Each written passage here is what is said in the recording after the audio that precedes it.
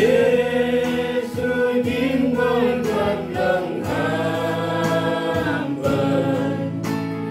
sự thiện đi từ trong thói quen, luôn bên kéo can cơ sự im lặng, đã sợ ngón lời cơ sự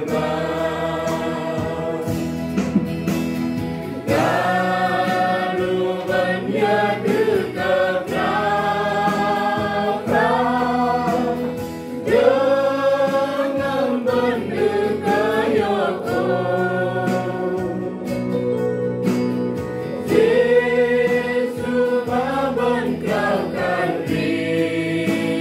Mì Gõ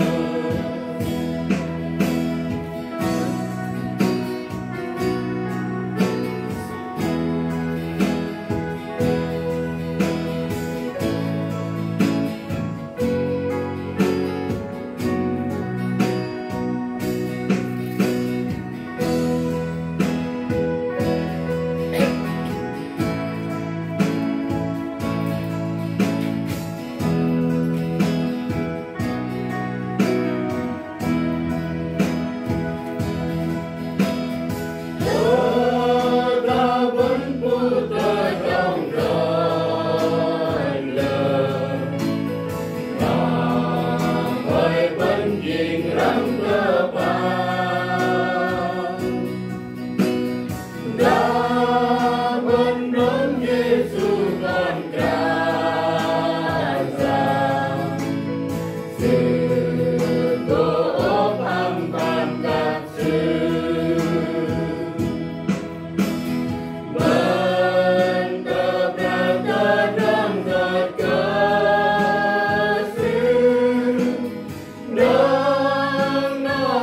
lỡ